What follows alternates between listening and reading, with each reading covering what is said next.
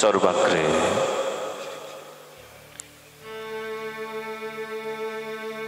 জয় গোমাতা, জয় গোপাল। করুণা ঘনাকৃতি বিগ্রহ ভগবান শ্রীকৃষ্ণ চৈতন্য মহাপ্রভুস্য অতি প্রিয়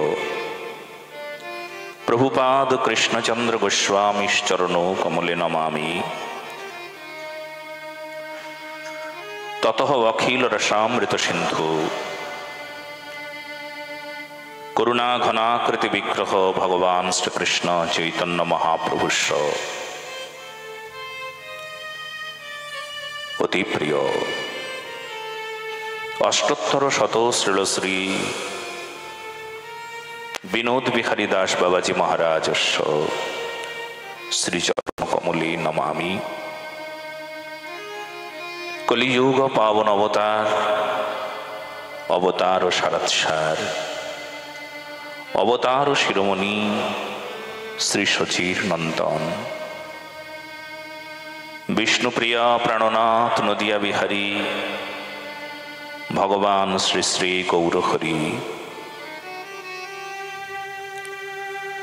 যার সবিশেষ কৃপায় করুণাময়ী রাধারানীর ইচ্ছায় শ্রীমদ্ ভাগবত মহাপুরাণ প্রেম ভক্তি মহাযজ্ঞের আয়োজন হয়েছেন পশ্চিমবঙ্গের নদিয়া জেলার চিত্রশালীর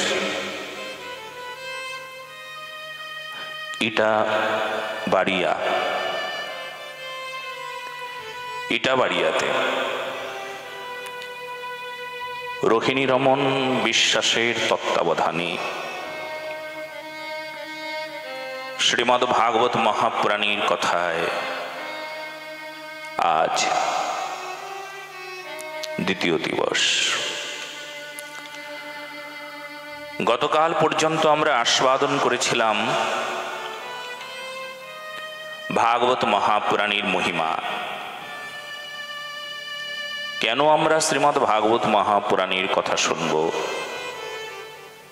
ভাগবতের কি মহিমা? আজ মঙ্গলাচরণী সুত গোস্বামী পাদ তিনখানা মন্ত্র বলছেন। প্রথম মন্ত্রকে বলা হয় ধেয়, কার ধ্যান করা উচিত। দ্বিতীয় মন্ত্রকে বলা হয় গেয়, মানে কার গুণগান গাইতে হয়। তৃতীয় মন্ত্রকে বলা হয় পেয়, পেয় মানে কার কথা পান করতে হয়, কার কথা শুনতে হয়। শ্রবণযোগ্য কি, ধ্যানের যোগ্য কি, যিনি উপাস্য হবেন তিনি কে, আর কার গুণগান গাইবে, কার বন্দনা করবে। এছাড়াও এই মঙ্গলাচরণের মন্ত্রে উপাস্য, উপাসক, উপাসনা নির্ণয় হয়েছেন। উপাসক কি প্রকার হবেন, আর উপাসনা কি প্রকার হবে, এই তিন বিষয়। মঙ্গলাচরণের মন্ত্র প্রথম সংখ্যক শ্লোক।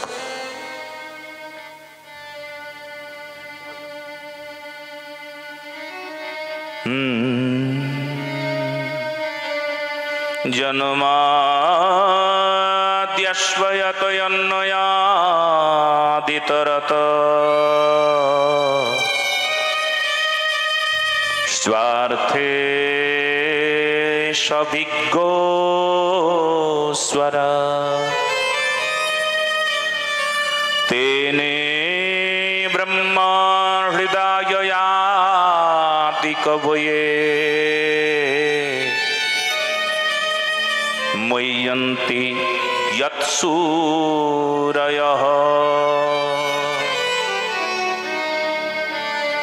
তেজবারি মৃদাং যথা বিনিময় यत्र त्रिसर्गो मृषा ধামনা স্বেন সদা নিরস্তকুহকম সত্যম পরং ধীমহি। প্রথম শব্দটি জন্মাদ্যস্য, এই দিয়ে মন্ত্র শুরু। মন্ত্রের প্রথম শব্দ ধ্যান দিতে হবে। জন্মাদ্যস্য, জন্ম আদি অশ্ব সন্ধিতে পাওয়া যায়। ফল কি হলো? জন্মাদ্যস্য। তাহলে যে জন্ম কিংবা যার জন্ম আদি শব্দের সঙ্গে যুক্ত হলো। আদি মানে অনাদি, অনাদি মানে যার জন্ম হয় না, অজন্মা, যার জন্ম নিতে নাই। তাহলে যার জন্ম নিতে নাই তবুও তিনি জন্ম নিচ্ছেন কি গো? যার জন্ম নিতে নাই, যার রূপ নাই, বেদ মন্ত্র বলছেন নরূপ, যার রূপ নাই, যার জন্ম নাই, তাকেও জন্ম নিতে হচ্ছেন কেন কেন কেন? এটাই তো ভগবত্তা, ইনি ভগবান আমাদের। কর্তুম অকর্তুম অন্যথা কর্তুম, সব পারেন তিনি। নিরাকার হয়েও সাকার হতে পারেন, জন্ম নিতে নাই তবুও জন্ম নিতে পারেন। বলো না গো রাধে রাধে। এটাই ভগবানের বৈশিষ্ট্য, সবাই শুনে রাখো। যারা বিধর্মীরা বলে বেদমন্ত্রের ওই কয়েকটা শ্লোক মুখস্থ করে নিয়ে তা উচ্চারণও করতে পারে না, বঙ্গানুবাদ করে বলে কি গো তোমরা তোমাদের বেদে দেখো নাই?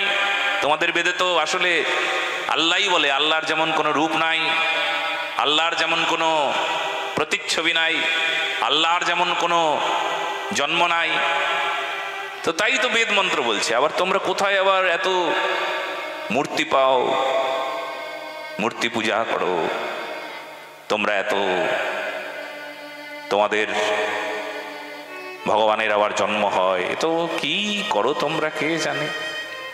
বলে এই ভগবান আমাদের, ভগবানের এই বৈশিষ্ট্য, ভগবানের এই শক্তি। জন্ম কর্ম চমে দিব্যম। ওরে আমাদের ভগবান যেমন তেমন জন্ম হয় না, আর যেমন তেমন কর্ম না তার, যেমন তেমন তার লীলা নয়, অদ্ভুত চমৎকার ঐশী শক্তি। ভগবান নরলীলা, নরলীলায় আসেন, মানুষের মতন আসেন, কিন্তু আসলে ওখানে একটা বড় কারণ আছে। ভগবান আসেন মানুষের মাঝে এসে যান কেন গো? আসলে ভগবান ভক্তানুগ্রহ বিগ্রহ, তো ভক্তের কাছে আসতে, ভক্তের সঙ্গে মিশতে, ভক্তির মতন চলতে তিনি কি করেন?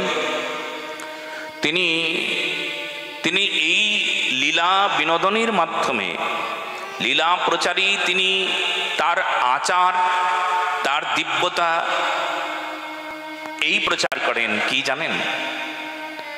শিক্ষা প্রদান করেন, সবার কাছে কাছে পৌঁছে যায় সে শিক্ষা।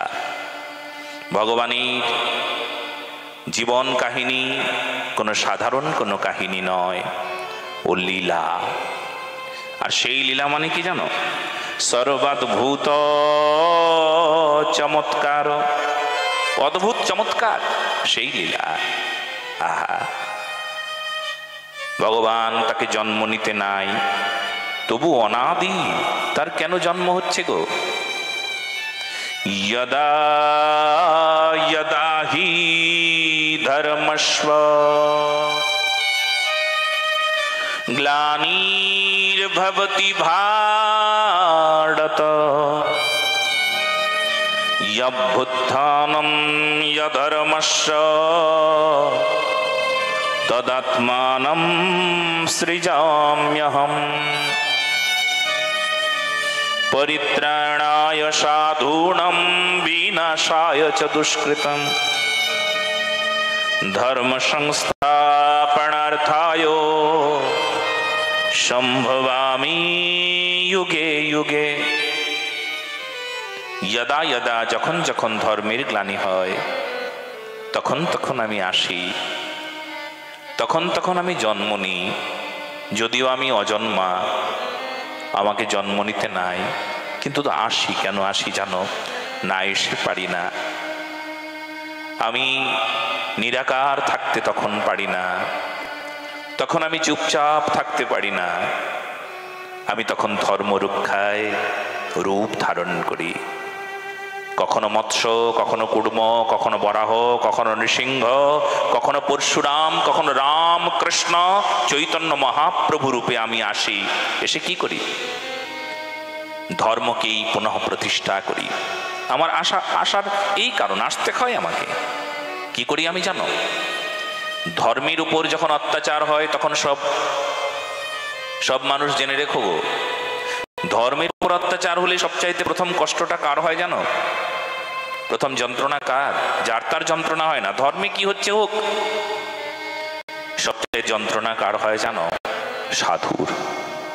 আর সাধুর যন্ত্রণা মানে বৈষ্ণব হৃদয়ে মোর সতত বিশ্রাম, গোবিন্দ কহেন মোর বৈষ্ণব পরাণ। তুমি ভক্তকে কি ভেবেছ? সাধারণ কেউ? আরে সেই ভক্তের হৃদয়েই আমার ভগবান বিরাজমান হয়ে আছেন গো।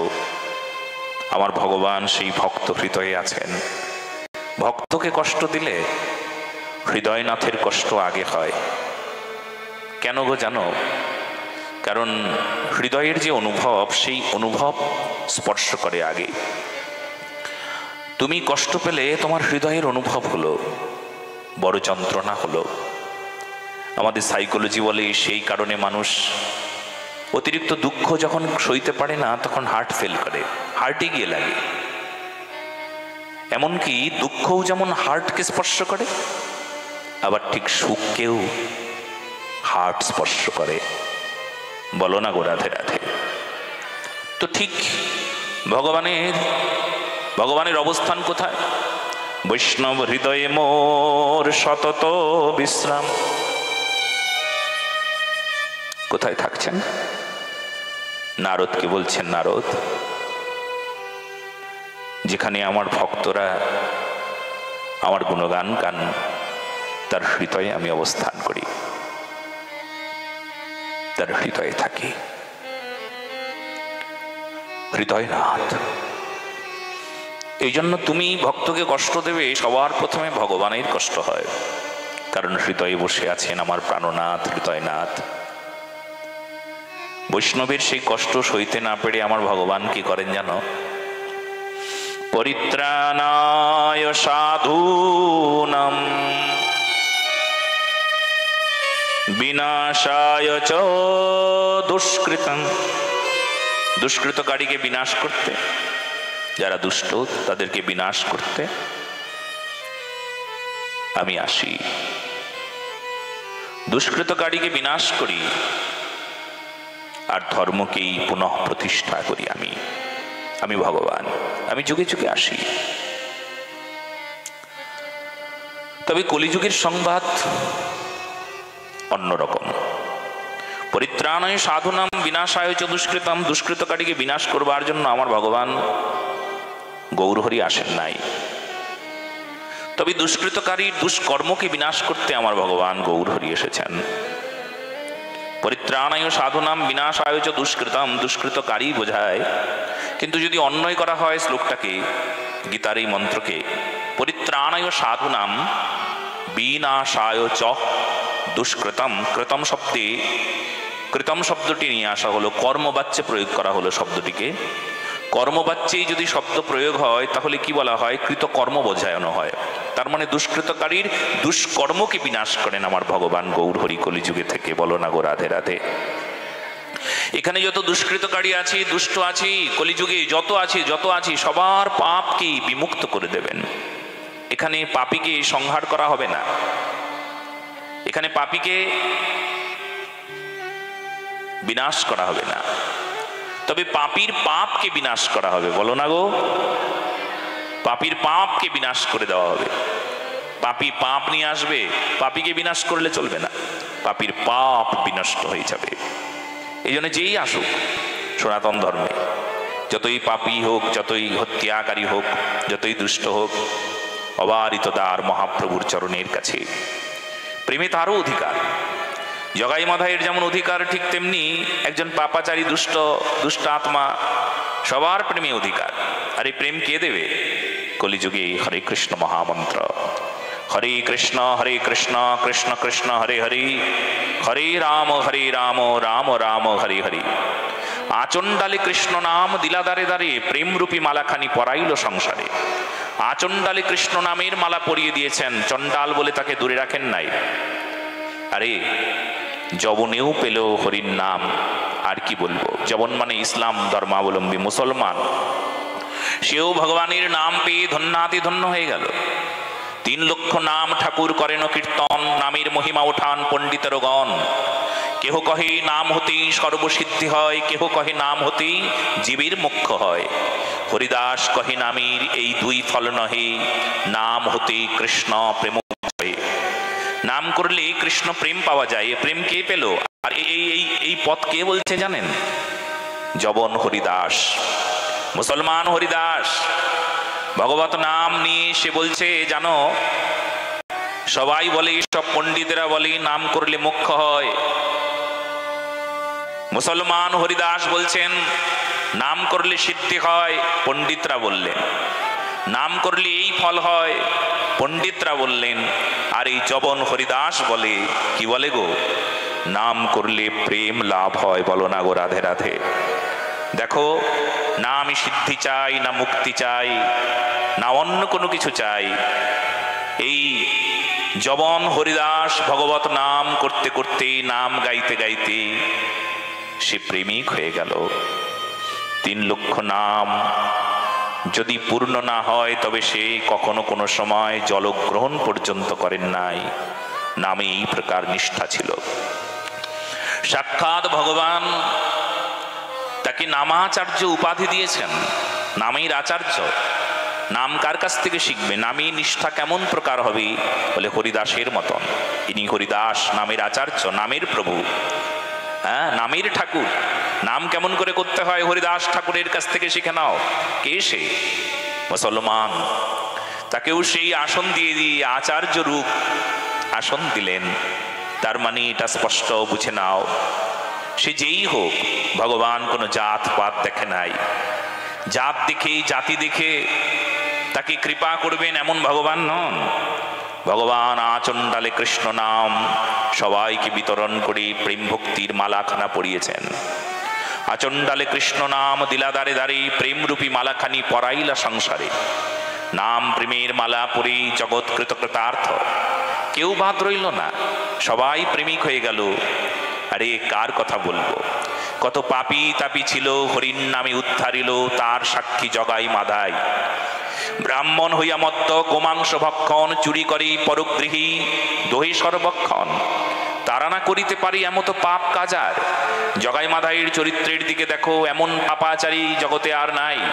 সেই জগাই মাধাই বদলে গেল, জগাই মাধাই শুধরে গেল, জগাই মাধাই বদলে গিয়ে 2 লক্ষ কৃষ্ণ নাম করেন মাধাই।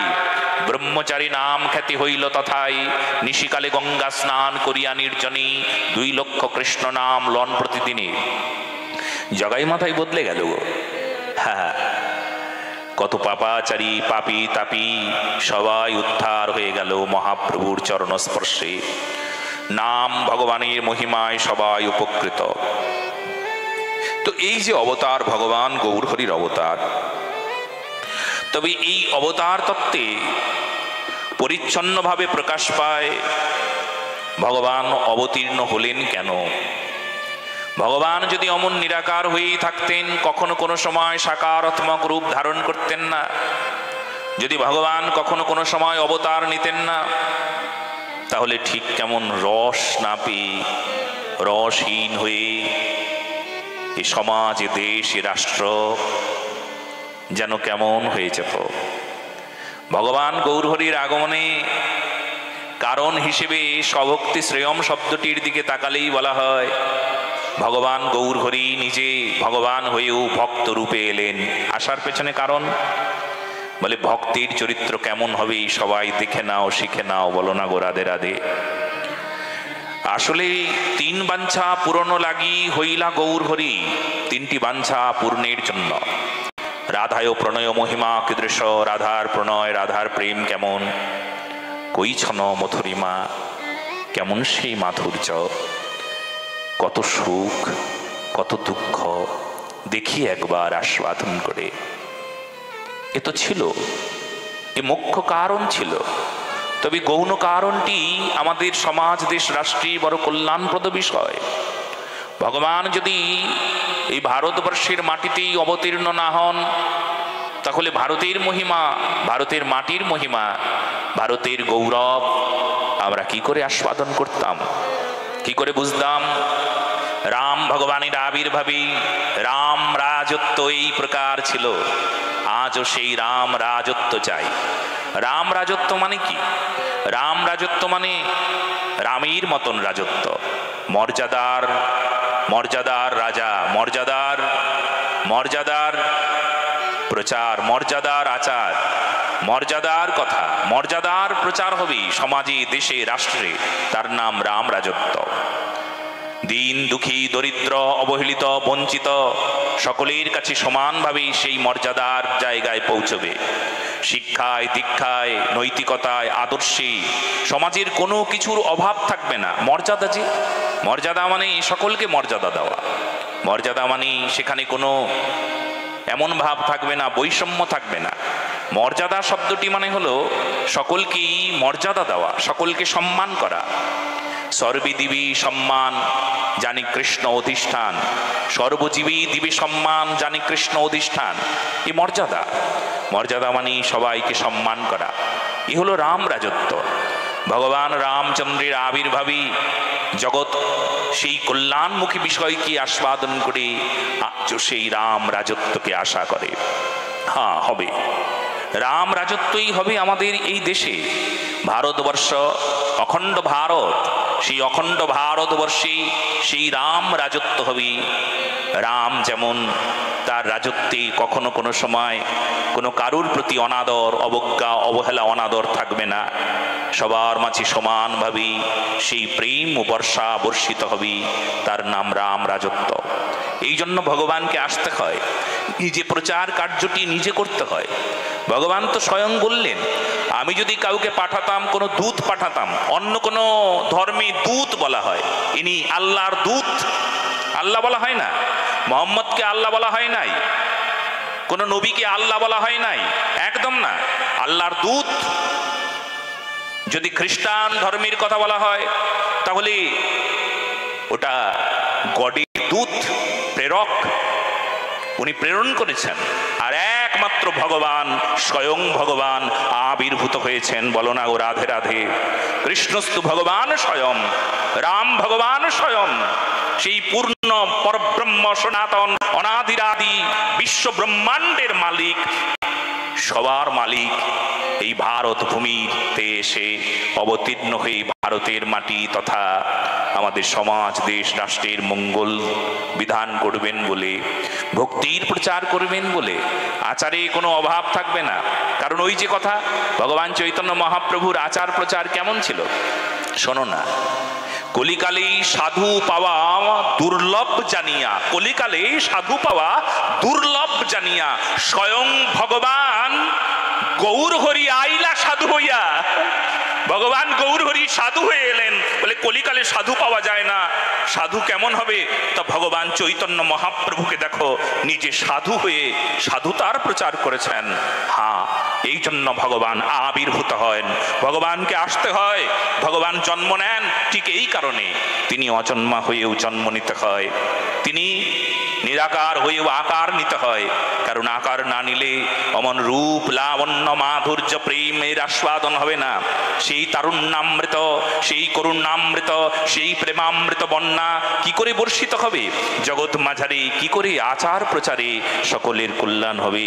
সেই জন্য দূত রূপে কাউকে পাঠিয়ে লাভ নাই। ভগবান স্বয়ং বললেন আমাকে নিজেই আসতে হবে। প্রচারের নিমিত্তে। আমার হৃদয়ের কথা আমি যেমনভাবে বলবো, আমি যেমনভাবে প্রচার করব, আমি যেভাবে ভক্তকে আদর করব, প্রেম করব, অন্য কে করতে পারে গো? বলো না গো রাধে রাধে। এই জন্য জন্মাদস্য যত অন্যয়াদিতরত স্বার্থেই সবিজ্ঞ স্বরাট। এই জন্য আমি আসি। আরে ভগবান নৃসিংহ রূপে এলেন, কেমন আদর করলো দেখেছো তার আদর? 5 বছরের ছেলেটি, তার জন্য ভগবান আবির্ভূত হয়েছেন নৃসিংহ ভগবান রূপে। কিছুতেই ভগবান শান্ত হচ্ছিলেন না, পৃথিবীর রসাতলে যাবে। ভগবানের আবির্ভাবের কারণ কি? কারণ হচ্ছে ভক্তকে রক্ষা করা, প্রথম কারণ ধর্ম রক্ষা করা। কিন্তু তার আগমনে না তখন সব ধ্বংস হয়ে যাচ্ছিল। আর আমার ভগবান প্রহ্লাদকে কোলে তুলে নিয়ে যখন আদর করছিল না, তখন সে আদরের কথা কি বলবো। ভগবান জীব দিয়ে চেটে চেটে আদর করছেন। ভগবান তুমি অমন করে আদর করছো যে। ভগবান আদর করতে করতে ভগবান বলতে চাইছেন, আমি যদি নিজে না আসতাম তাহলে অমন করে আমি ভক্তকে আদর করে যে আনন্দ পেতাম, সে আনন্দ তো অনুভব করতে পারতাম না। আমি যদি কাউকে পাঠিয়ে দিতাম, যা তুই আমার পার্শ্বদ, তুই একবার প্রহ্লাদকে রক্ষা করে আয়, দূত পাঠিয়ে দিতাম, আমার সেবক পাঠিয়ে দিতাম, না আমাকে নিজেকে যেতে হবে, আমার প্রহ্লাদকে নিজে কোলে বসিয়ে জীব দিয়ে ছেটে ছেটে আদর করতে হবে। বলো না ভক্তবৎসল ভগবান কি? এই জন্য না দূত না প্রেরণ, কাউকে প্রেরণ করবো না, আমি স্বয়ং আসবো। এই জন্য আমার ভগবান স্বয়ং এসেছেন। এই জন্য আবির্ভূত হন, বারবার আসেন এই ধরাধামে, ভগবানকে আসতে হয়। ভগবান যখন প্রহ্লাদকে আদর করছিলেন তখন আবার আরেকটা অবতারের কথা স্মরণ হলো তার। আবার আমি আসবো কবে গো? সিংহগ্রীব সিংহবীর্য সিংহের হুঙ্কার, চৈতন্য সিংহের নবদ্বীপে অবতার। আমি নদিয়ায় আসবো আবার। আমি আবার নবদ্বীপে জন্মগ্রহণ করব। কেন গো? কারণ আমি ভক্তকে আজ আদর করে আমার অনুভব হলো, আমার আদর করে যে আনন্দ, যে সুখ, যে শান্তি আমি পেলাম, ভক্তির কেমন লাগলো তা তো বুঝলাম না। তাই আমি এক সময় ভক্ত হয়ে আসবো। বলো না গো রাধে রাধে। বুঝলেন? তাহলে কেন ভগবান অবতীর্ণ হন, কেন ভগবানকে আসতে হয়, এই কারণগুলো কিন্তু আমাদের জানতে হবে, বুঝতে হবে।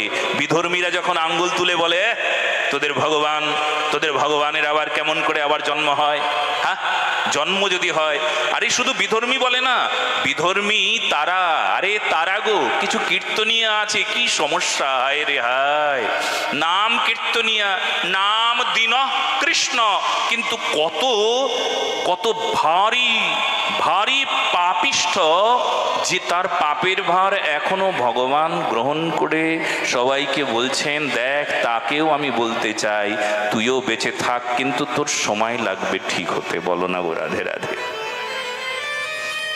ভগবান আমার মনে হয় যে ওই শিশুপাল দন্তবক্রকে যেমন অপেক্ষা করছিল না, তোর পাপের ঘরাটা আরো পূর্ণ কর। হ্যাঁ, কত নিন্দা শিশুপাল কত নিন্দা করলো। ও নিন্দার ঘরাটা পূর্ণ না হলে তো ওকে সুদর্শন দিচ্ছেন না। হ্যাঁ, ঠিক পাপের ঘরাটা পূর্ণ করতে চলেছেন। ভগবানের জন্ম কেন হয়, কিসের জন্য তাকে জন্ম নিতে হয়, তবে এই কথাগুলো ভালো করে শুনুন। এই কথাই যুক্তিযুক্ত কথা, এই কথা মানে বানানো কথা নয়। আপনারা ভালো করে জেনে রাখুন, এই কথাগুলো বানানো নয়, শাস্ত্রীয়। এই শাস্ত্রীয় যুক্তিতেই পূর্ণ হয়ে আছি, বিশুদ্ধ কথা। ভালো করে শুনুন। তাহলে ভগবান কেন জন্ম নেয়? জন্মাদ্যস্য যতয়ন্নয়াদিতরত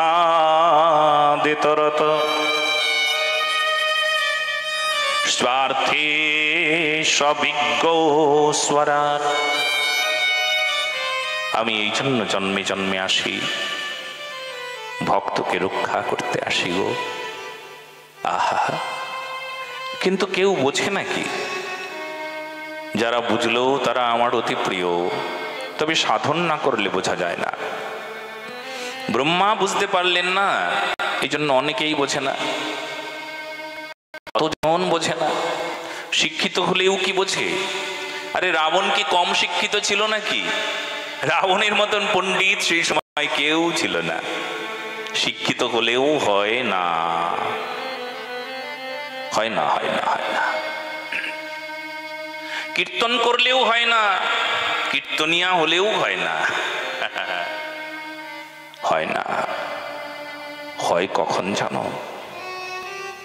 যদি কারোর প্রেম হয়ে যায়। প্রেম হলে হয়, বিনা প্রেম ছাড়া তার অনুভব হয় না।